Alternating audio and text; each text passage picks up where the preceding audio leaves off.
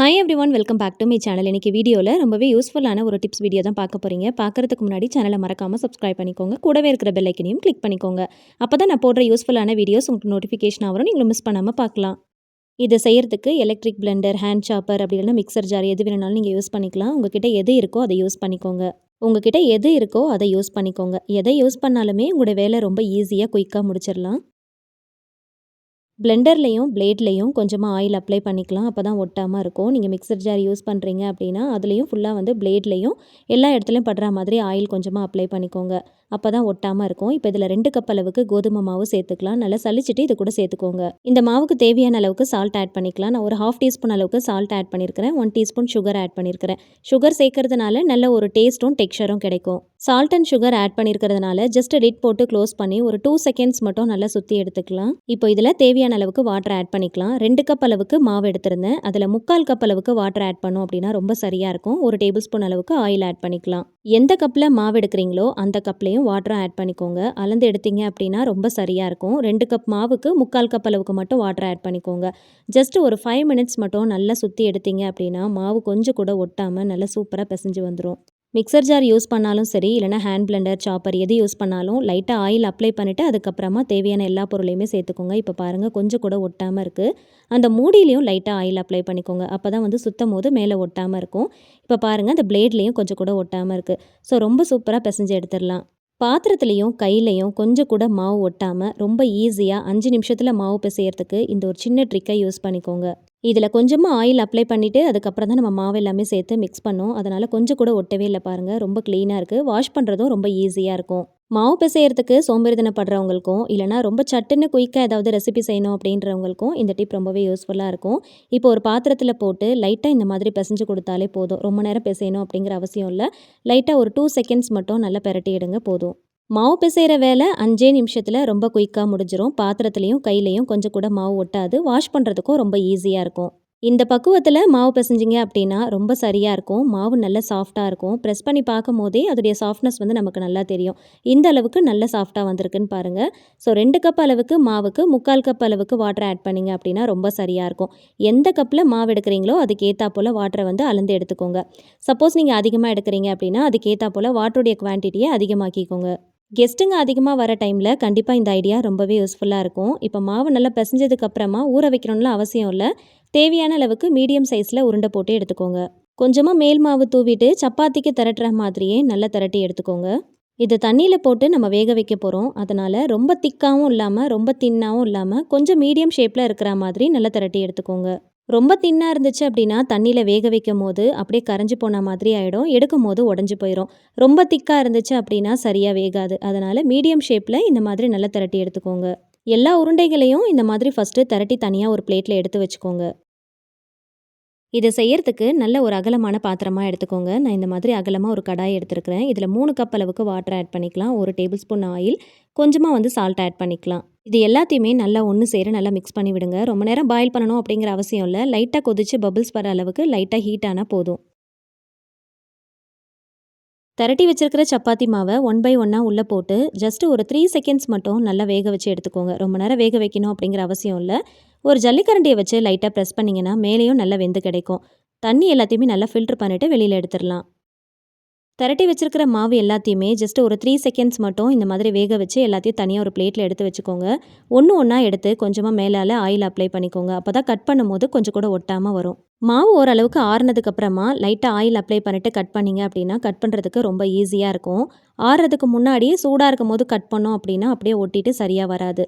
இந்த மாதிரி pizza cutter இருந்துச்சு அப்படின்னா கட் பண்ணுறதுக்கு ரொம்ப ஈஸியாக இருக்கும். அப்படி இல்லை அப்படின்னா பரவாயில்ல, நைஃப் யூஸ் பண்ணி இந்த மாதிரி நல்ல மெல்லிஸாக கட் பண்ணி எடுத்துக்கோங்க. கட் பண்ணும்போது கொஞ்சம் லைட்டாக ஒட்டுற மாதிரி இருந்துச்சுன்னா கொஞ்சம் லைட்டாக ஆயில் அப்ளை பண்ணிவிட்டு அதுக்கப்புறம் கட் பண்ணிங்க அப்படின்னா கட் பண்ணுறதுக்கும் ஈஸியாக இருக்கும். அந்த கட்டர்லேருந்து எடுக்கிறதுக்கும் ரொம்ப ஈஸியாக இருக்கும். எல்லாத்தையுமே ஒரே மாதிரி நல்லா தின்னாக ஸ்லைஸ் பண்ணி எடுத்து வச்சுக்கோங்க. கடைசி வரைக்கும் நல்லா கட் பண்ணி எடுத்துக்கோங்க. இதை செய்யறதுக்கு கொஞ்சம் பொறுமையாக செய்கிற மாதிரி இருக்கும். கொஞ்சம் டைம் எடுத்து பண்ணுற மாதிரி தான் இருக்கும். ஆனால் டேஸ்ட் ரொம்ப நல்லாயிருக்கும். இந்த மாதிரி ஃபுல்லாக எல்லாத்தையுமே கட் பண்ணி எடுத்து வச்சுருக்கிறேன் பாருங்கள். இந்த மாதிரி நல்லா தின்னாக ஸ்லைஸ் பண்ணி வச்சுக்கோங்க. இதை பார்க்கும் போதே நீங்கள் கெஸ் பண்ணியிருப்பீங்க இது என்னன்னு. இது நூடுல்ஸ் தாங்க. வீட்டிலேயே வந்து ஹோம்மேட் நூடுல்ஸ் நான் ப்ரிப்பேர் பண்ணியிருக்கிறேன். கடைகளில் காசு கொடுத்து வாங்காமல் இந்த மாதிரி வீட்டிலேயே நல்லா ஹெல்த்தியாக பண்ணணும் அப்படின்னு நினச்சிங்கன்னா இந்த மாதிரி செஞ்சு எடுத்து வச்சுக்கோங்க. இத செஞ்சுட்டு இன்ஸ்டன்ட்டாவும் நீங்க யூஸ் பண்ணிக்கலாம். அப்படி இல்லன்னா டைம் கிடைக்கும்போது இந்த மாதிரி செஞ்சு ப்ரிப்பேர் பண்ணி, கொஞ்சமா நிழல்ல நல்லா காய வச்சு எடுத்துக்கோங்க. ஈரம் இல்லாத அளவுக்கு நல்லா காய வச்சுக்கோங்க. வெயில்ல காய வைக்கணும் அப்படிங்கிற அவசியம் இல்ல. நிழல்லயே காய வச்சுக்கலாம். அதுக்கப்புறமா கொஞ்சம் கூட ஈரம் இல்லாம ஏர்டைட் கண்டெய்னர்ல போட்டு நல்லா டைட்டா ஸ்டோர் பண்ணிட்டு ரெஃப்ரிஜரேட் பண்ணி வச்சுக்கோங்க.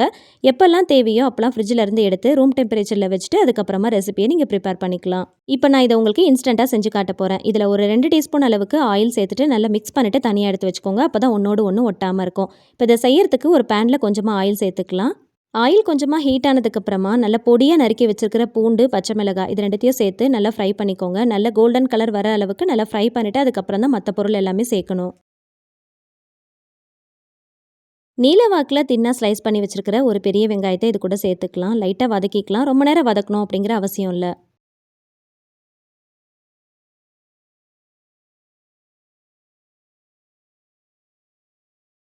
இதில கொஞ்சமா வெஜிடபிள்ஸ் ஆட் பண்ணிக்கலாம். ஒரே ஒரு கேரட், கொஞ்சமா பீன்ஸ், கொஞ்சமா கேப்சிகம் நல்லா நீல வாக்குல தின்னா ஸ்லைஸ் பண்ணிட்டு ஆட் பண்ணியிருக்கிறேன். வேற ஏதாவது உங்களுக்கு வெஜிடபிள்ஸ் ஆட் பண்ணணும் அப்படின்னு நினைச்சாலும் ஆட் பண்ணிக்கலாம். நல்லா தின்னா நீல வாக்குல ஸ்லைஸ் பண்ணிட்டு ஆட் பண்ணிக்கோங்க. அப்பதான் வந்து பார்க்கறதுக்கு ரொம்ப நல்லாயிருக்கும். இது ரொம்ப நேரம் வதக்கணும்னு அவசியம் இல்ல. லைட்டா கிரன்ச்சியா இருந்துச்சுன்னா டேஸ்ட் ரொம்ப நல்லாயிருக்கும். தேவையான அளவுக்கு கொஞ்சமா சால்ட் ஆட் பண்ணிட்டு வதக்கி விட்டுக்கலாம். இது கூட கொஞ்சமா முட்டைகோஸையும் சேர்த்துக்கலாம். நல்லா தின்னா ஸ்லைஸ் பண்ணிட்டு சேர்த்துக்கோங்க. எப்பயுமே முட்டைகோஸ முதல்லயே வதக்கிட்டோம் அப்படின்னா ரொம்ப சாஃப்ட் ஆயிரும். நல்லா கிரன்ச்சியா இருந்துச்சுன்னா டேஸ்ட் ரொம்ப நல்லாயிருக்கும். அதனால அந்த காய்கறிகள் எல்லாமே ஓரளவுக்கு வதங்கினதுக்கு அப்புறமா முட்டைகோஸ் சேர்த்துட்டு லைட்டா வதக்கி விடுங்க. 1/4 ஸ்பூன் மஞ்சள் தூள் சேர்த்துக்கலாம். இது கூடவே கொஞ்சமா கறி மசால் தூள் ஆட் பண்ணிக்கோங்க. உங்களோட டேஸ்ட்டுக்கு ஏத்தாப்போல பார்த்துட்டு சேர்த்துக்கோங்க. நான் 1 டேபிள் ஸ்பூன் அளவுக்கு சேர்த்துருக்கிறேன். இது கூடவே நூடுல்ஸ் மசாலாவும் ஆட் பண்ணியிருக்கிறேன். உங்களுக்கு தேவைப்பட்டா சேர்த்துக்கோங்க. அப்படின்னா ஸ்கிப் பண்ணிக்கோங்க. இதுக்கு பதிலா நீங்க வேற ஏதாவது வீட்டு மசாலா ஏதாவது வச்சிருந்தீங்க அப்படின்னா அது கூட நீங்க சேர்த்துக்கலாம். மிளகாய் தூள், தனியா தூள் அந்த மாதிரி சேர்த்துக்கோங்க. நான் வந்து நூடுல்ஸ்ல இருக்கிற அந்த மசாலாவும் கூடவே கொஞ்சமா கறி மசாலாவும் ஆட் பண்ணியிருக்கிறேன். நூடுல்ஸில் கிடைக்கிற எக்ஸாக்ட்டா அதே டேஸ்ட்டு கிடைக்கணும் அப்படிங்கிறதுக்காண்டி தான் நான் நூடுல்ஸ் மசாலா ஆட் பண்ணியிருக்கிறேன். சப்போஸ் உங்களுக்கு விருப்பம் இல்ல அப்படின்னா ஸ்கிப் பண்ணிக்கோங்க. இப்போ நம்ம ரெடி பண்ணி வச்சிருக்கிற நூடுல்ஸை இது கூட ஆட் பண்ணிட்டு நல்லா மிக்ஸ் பண்ணி விட்டுக்கலாம்.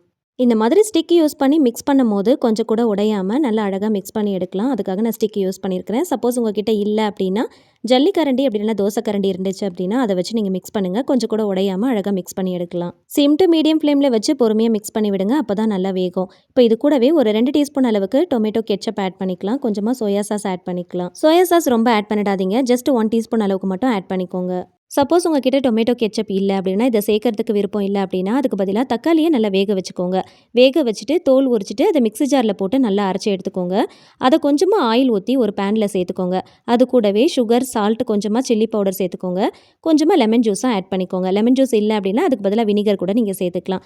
சேர்த்துட்டு நல்லா திக் ஆகுற அளவுக்கு நல்லா மிக்ஸ் பண்ணிட்டு, அத கூட நீங்க இது கூட சேர்த்துக்கலாம். இந்த மாதிரி வீட்லயே ரெடி பண்ணிட்டு, அத நீங்க ஆட் பண்ணாலுமே tomato ketchup, soya sauce add பண்ணும்போது என்ன ஒரு டேஸ்ட் கிடைக்குதோ எக்ஸாக்ட்டா அதே டேஸ்ட் அப்படியே கிடைக்கும்.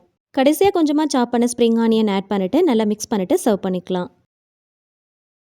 நூடுல்ஸை ரொம்ப விரும்பி சாப்பிட்றவங்களுக்கு ஹோம்மேடா இந்த மாதிரி வீட் நூடுல்ஸ் ட்ரை பண்ணி செஞ்சு கொடுத்து பாருங்க. டேஸ்ட் ரொம்ப நல்லாயிருக்கும். கடையில் வாங்குற நூடுல்ஸில் ப்ரிசர்வேட்டிவ்ஸ் கண்டிப்பாக ஆட் பண்ணியிருப்பாங்க. அந்த மாதிரி வாங்கி செஞ்சு கொடுக்குறத விட ஹெல்த்தியாக வீட்லேயே இந்த மாதிரி ஹோம்மேட் நூடுல்ஸ் ப்ரிப்பேர் பண்ணி செஞ்சு கொடுத்தீங்கன்னா டேஸ்ட் ரொம்ப நல்லாயிருக்கும், ஹெல்த்தியாகவும் இருக்கும். இந்த ரெசிபியை மட்டும் ட்ரை பண்ணிட்டு டேஸ்ட் பண்ணிட்டீங்கன்னா அடுத்த கடையில் நூடுல்ஸ் வாங்கவே மாட்டீங்க. அந்தளவுக்கு டேஸ்ட் ரொம்ப எக்ஸ்ட்ரானரியாக இருக்கும். ஃப்ரீ டைமில் இந்த மாதிரி ப்ரிப்பேர் பண்ணி நான் சொன்ன மாதிரி நிழலில் காய வச்சுட்டு ஏர்டைட் கண்டெய்னரில் போட்டு ரெஃப்ரிஜரேட் பண்ணி ஸ்டோர் பண்ணி வச்சுக்கோங்க. தேவைப்படும் போதெல்லாம் எடுத்து யூஸ் பண்ணிக்கலாம். நூடுல்ஸை விரும்பி சாப்பிட்ற உங்களோட ஃப்ரெண்ட்ஸ் அண்ட் ஃபேமிலிஸ்க்கு மறக்காமல் இந்த வீடியோவை ஷேர் பண்ணி விடுங்க. வீடியோ பிடிச்சா மறக்காமல் லைக் பண்ணுங்கள். கண்டிப்பாக ட்ரை பண்ணி பார்த்துட்டு ஃபீட்பேக் ஷேர் பண்ணுங்கள். இந்த மாதிரி இன்னும் ஹெல்த்தியான இன்ட்ரெஸ்டிங்கான ரெசிபிஸ் தெரிஞ்சுக்க என்னோட சேனலை மறக்காமல் சப்ஸ்கிரைப் பண்ணிட்டு தொடர்ந்து சப்போர்ட் பண்ணுங்கள். இந்த மாதிரி நிறைய வீடியோஸ் அப்லோட் பண்ணியிருக்கேன். தேவைப்படும் போது டைம் கிடைக்கும் போது செக் பண்ணி பாருங்கள். எனக்கும் என்னோட சேனலுக்கும் சப்போர்ட் பண்ணணும்னு நினைக்கிறவங்க மறக்காமல் சேனலை சப்ஸ்கிரைப் பண்ணிட்டு சப்போர்ட் பண்ணுங்கள். Thank you so much. கீப் வாட்சிங்.